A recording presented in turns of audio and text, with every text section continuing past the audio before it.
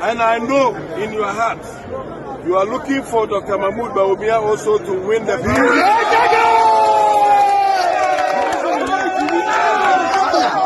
And you want Bawumia also to succeed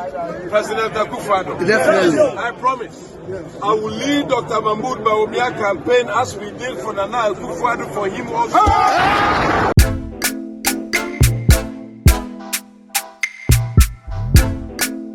My God. Milia, Bumi. Why would I be bring Nayapa? Says I saw Thomas, no, almost at all, before. My poker, who that's what sword. Oh, Minia, we know what father for so many years. You can't also hear Bibia. What mamma near, I mean, as I say, Willie. Saladin Company Limited. I want Sassy, I Ghana have a beer in Sassy. They were two up Ghana. I almost Sassy, I will Jerusalem as a bear fiena, Sansuna Akatapo, I will Pokwasi, Sans Odumasi near Dodoa, and Detra, a Kaswa, assassin education free, University to copy anyone. Then get the crown and say, yeah, who could a car? Now they pass us, I'm sure car no one, no one car. Oh, you don't mean it, then some gas him the magician. Oh, I don't know them. Oh, Milia. Oh, when you had a patch of my come down, one patch of the patch of my come consultation.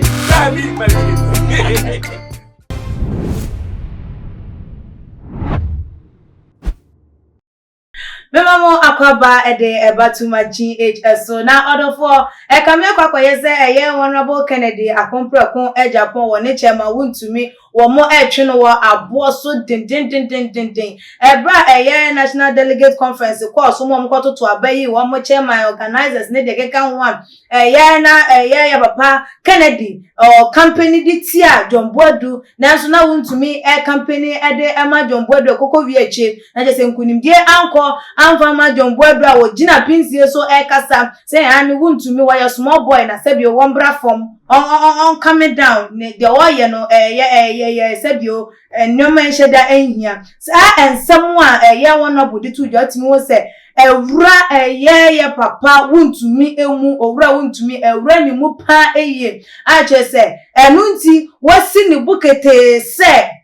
ye pobi ama na ba bedi MPP amanyoko no anim for 2024 pa edia wono obe company ede ama eye Bawumia na waka akasa ede afaso ame interchange no enso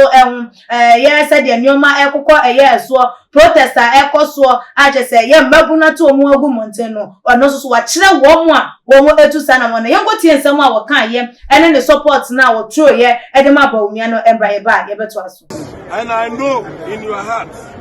you are looking for Dr. Mahmoud Bawumia also to win the field.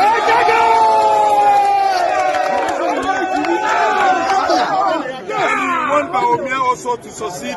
President Akufo-Addo. Definitely. I promise. I will lead Dr. Mahmoud Bawumia campaign as we did for Nana Akufo-Addo for him also.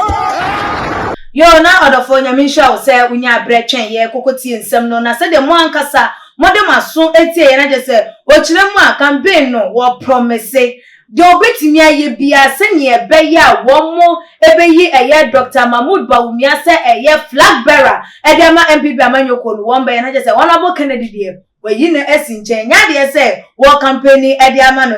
honorable ebekwa yi ama ni nie na ye de ensem no eto aso no yes wami issues a ekoso ewo ehonum no ye chema Wuntumi de nsem bia ba betu dwa wo hu ne se NDC for ene hye eye akire ema so amefo eye protest edi etia eye papa chairman sabonsum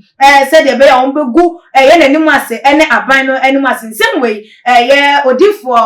wa hanoma ye ne no ebetwetwe eye enkomo eye Pastor Richard Obri ye bo amonka me ho na ye ma no akwaba odifo mo akwaba sika me yesu bebre bibia bokodi Kristo tiase bi ye ho ye pa yeda Kristo ase odifo ye nhwe se de nyoma ekwo wotwa Honorable Kennedy akomprekon Agyapong said ye sebio ono ankasa ne members ananse wo mo no wo mo amanyoko mu ebinom eyi wo manim aye o magin so be company ede atia ni agukansi ebekototin de amane de yo sika me da se bebre na yama atiefo nyina ne ahwefo nyina akwa ba bi de ma tuma GH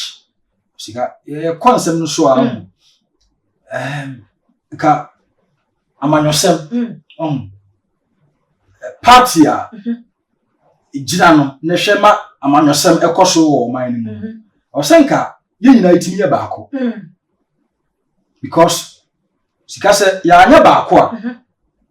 ye yankasan ye manifesto kura na ya twa to se ye ba edi be wili wo man no se koye ni mu a ye ntimi implement these things sa manifesto ni jema ye de ewo aba san so pa oman no be hu ye se man no opportunity say ye party ni na emedi oman de ye animu a na ya anya baako a ye nyema ya twa ntimi amfa nya adwuma society no na oman na ye di oman be ka say ya failure because nyema ya promise wo no sa na man ye ntimi anya de ntimi anya ntina kroye ehun ye de ehun hia now the chama Wuntumi asase and the Canadian so asa e papa Canadian so ye de asase e wo se mu se sa de na omo ye no e betimi di sunsanso bone e de apa sunsanso bone na de baba ne se me ya me timamuni a na se mo kam policies mo ton a kire yen na se mepa a kire no mahwe kore ya da mo mienu no mo ntam na party no mpanimfo no ase ho no eda mo ntam nti a mo ba mo betimi aka kire me se we na mo ton ya me to yen ti ba mba de me hwere se kore yen de eni wo no mo a o me ya abamnya ga me to ya de me to ma mo betimi ato ba different party o betimi ya de board ya o man simply because you say mo akasa as leadership no there is no unity and the place be ana unity na de eni wo no saka wotini wakame say nti bibi pami no bi ba obi support because mo akasa no mo nya de ya mo nya ba eti niama no MPP leadership no asase no mo eye no after say omukoyi omo delegates say de awie no also mo very careful na ensam omo tututu bi ma na omo de ya omo no omo nhwe yie na omo nhwe na loopholes bia na portals bia no a abamu after this delegate conference no omo nhwe na omo nya de entwetwa omo twetwa wi a issues awo onuan ntamu a omo kisi osesa issues no omo solve a na fe party na be ton omo messages a omo ade akire na sisi ya na we be so no beka ama we so se me campaign ama we nti we switch mo ya baako ana mo nya baako omo ma hunu kore no a da party be enter se na be ya ye so timamufuo no 2024 no omo ba be ton omo manifesto na ade akire ya ye so be decide say e betima ade support omo because na Ghana sika me ka kire hwe ene Ghana for omo ni ate go the days na ye to aba based on we me ne kwa sorry we ofin krom we those days na twem and na dia enipa ni suade you to no suade because you to no suade akodu babenso bi say omo the hassles I what there I want mine nti nipa no so okoto aba ne so sorry ya no man ID card so okoto aba because Kennedy fin krom Wuntumi fin krom Bawumia mi krom ni ala ye mi krom ni we say na koto aba de ade e ama sa nya ma no ene me mo wat ase se Ghana for se ene twem na dia policies ene de wa ba ye eba boa oman no ase ho no ene na ye ba ba hwe ye tinya san so ama different opportunity and different chances ama o part na ye de ama power nti o nhwe ye na kore Emejuma na ohwe eye honorable Kennedy ye ne nkasa ye wo kasa ene nneoma a wo ye ne ho nkone ba owo chance say eye wo mbetimi ato abano ede amano ebano say wo mo a emu no wo mo ekọ eye primaries for eye flag bearership na obetimi enya ana obetimi edi nkunimu sika me da se bebre on say like mpanimfo no omo do mani ehwade I'm say MPP party no da no mo no omo mpanimfo kuda mpa ye de nti sa premise ni dey be sure say there are various consultations be going on obo okra no a party no ebetimi ayi nipa we say we no me do me di party dey ya eni ba mpanimfo a eye kokuda wo party no emu no mo da savo party ni kona sebi omo da so tiase no mu ye no o metimi aso akogina consultations yes sika cost de bia because ye sha adubu ahen time ene ye papa kofo sa promise na course no kofo nwini adubu ahen ene wini ye But consultations in the idea akofo. Consultation if you buy if you party in penny for executives. Ranking, and you can be for more day. Okay.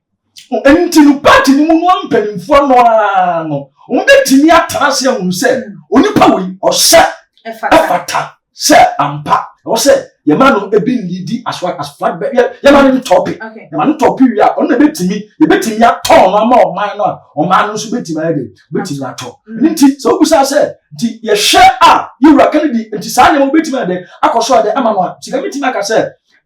ebetimi based on some you know okay. And the some party leadership esi ehunu say so enti my yewura Kennedy kwan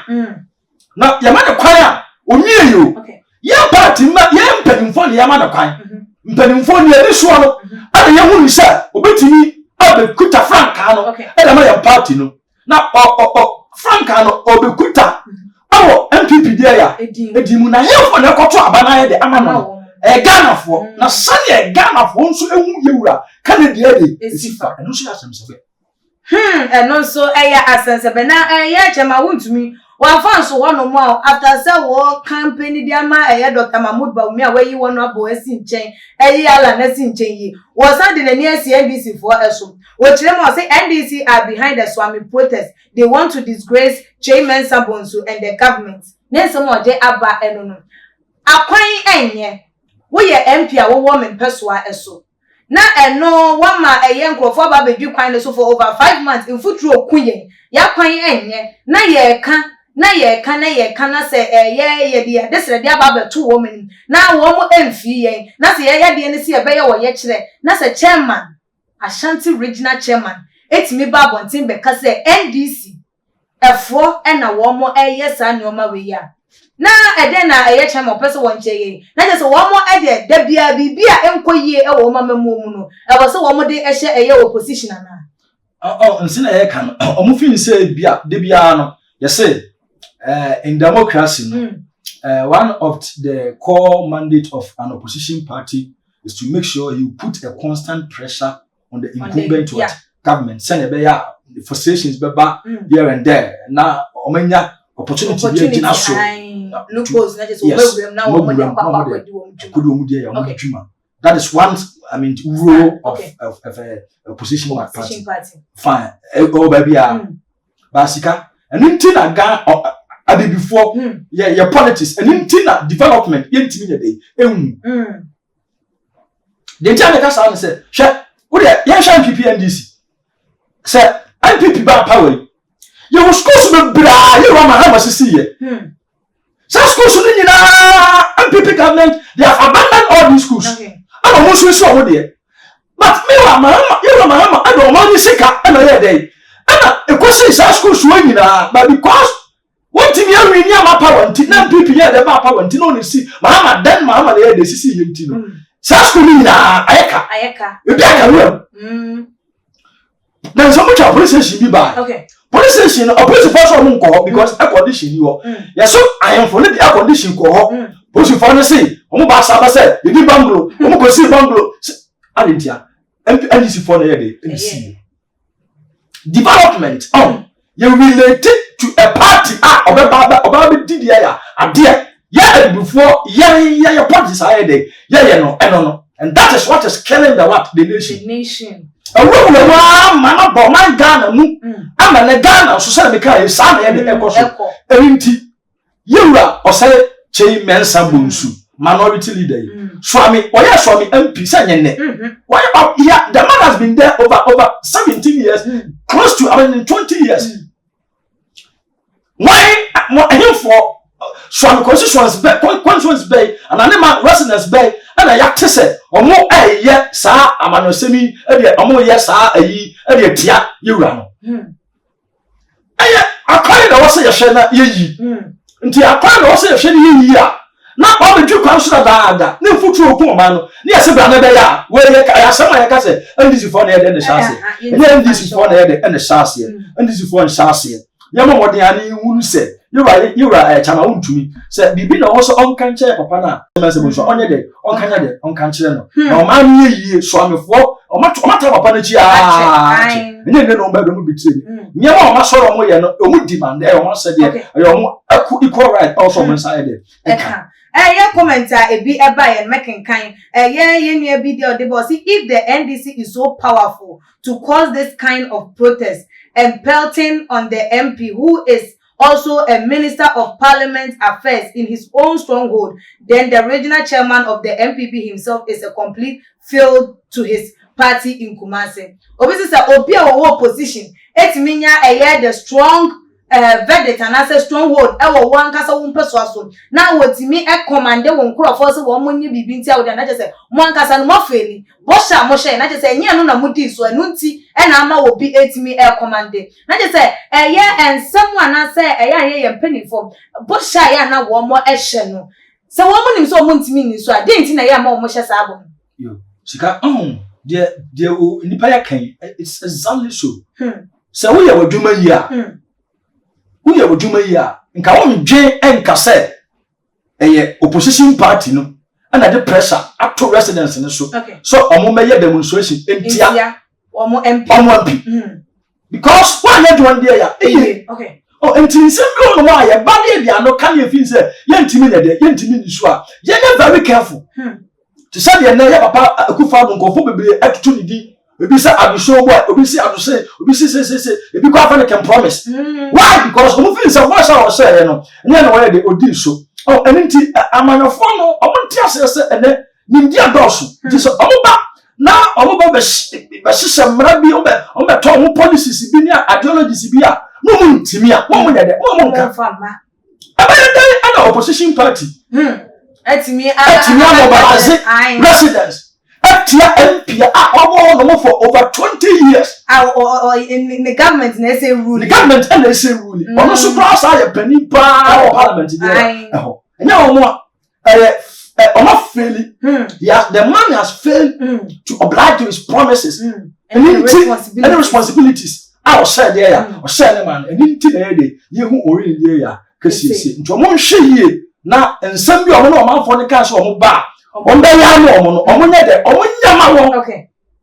wana ma no e da ya wo nipa atuate bebe odi for ye bre no ekọ ye de yenkomo no esie o final words a wo de ebema ye chairman efa nansen say the wo ye ne nyoma esi efa na wo the telephone number atudwe bia no bebe so no betwetwe nkomo na ye so say chama Wuntumi ona wo ye Ashanti regional MPP ayina bomodia se obe coordinate umanfo a ehye wase no eyi na omon conduct omon ye and you being the leader no also conduct yourself properly communicate well eche omanfo no mo party mo policies 2024 mo de eba mo tomo oman na so mo betimi ato ne atimi asa ato abana mo ma enu mo na ye de ehia no mo nhwe no omon solve issues bia eba leadership ni dia ya entamu na se ebiri dru na mutimi ton manifesto ye na mton nyema mo beton ma yewia na se hwe de kwa adwendwum na se to ye betimi ato beto abo ama mo party nso ayde aba power wo betimi afre pastor Richard Obiri ebo a on 0246 42 6375 0246 42 63 75 ofra meje so ni ahwehwe nkomo yo odi for ya beda was another for comment ni de ebi di bi ba ya making kan ba kumienu bi na che say ya bone to fa esi emfa me hu an or say asibe de boss one of our problems in this country how abysmal someone is performing so far as we are on his side we must say he is doing the best on dia what they eba no and ye bi so dia what they eba say how can the NDC influence this in Kumasi? So he means Kumasi people are blind not to figure out things themselves unless NDC inside them. This is an insult. Kumasi people, over to you. You see our leaders, they always see us as fools or be and so they say Ghana for a binom adwin chire eno chairman and some more kind na etwe and I enjoy watching channel for brother to your comment section like videos na share on all the social media platform no so media any equia sikapa makram Ahaye Isaac Nana Obiri Yeboah Enterprise. Ye de kunda papa nko na ye de le. Se ope ekunda papa bla Isaac Nana Obiri Yeboah enterprise yɛwɔ akondwa bia wɔ ha akondwa bia wopɛ bia Egypt ekondwa Germany ekondwa Italy ekondwa bia de bia onim sɛ yɛ ekondwa papa no ɛhɔ na Isaac na obi yɛ bo a ɔdele with ohwɛ akondwa mesimu na wangasa ohwɛ akondwa la we Egypt enye China de ni ɛyɛ Egypt akondwa wodi hwɛ bia no kora sɛ de bia ne te ɛyɛ bia papa a every Egypt a de aba we ye de ma etufo bo akondwa bia opɛ wasase we so na obi yɛ bo anko na ebetuma ma obi China akondwa pɛ na ye ni bi but akondwa bia country bia akondwa a opɛ no ye de wo sɛ bla na be challenge yen na be bi sɛ akondwa a opɛ sɛ ye ntumi enya ma wo a bla azekra na obi yɛ bo a enterprise e wa be kan free pipe junction ho na usane first ramp second ramp no Isaac na obi yɛ bo a furniture enterprise ɛwɔ hɔ sɛ o pɛ sɛ oni na obi yɛ bo edin kita ho bia frɛ 0558 78 2268 anase 0277 tie no man yi 0277 469933 ekundwa bia o pɛ no Isaac na obi yɛ bo a no ntu nchia sɛ o pɛ kundwa wei ene ne mpa seta normal no frɛ normal no Isaac na obi yɛ bo a bɛma wo kundwa wei ene ne mpa ekundwa bia wa ha bia wo pɛ ene ne mpa seta na Isaac obi yɛ bo anko na ebetumi ama obi ɛwɔ Ghana ha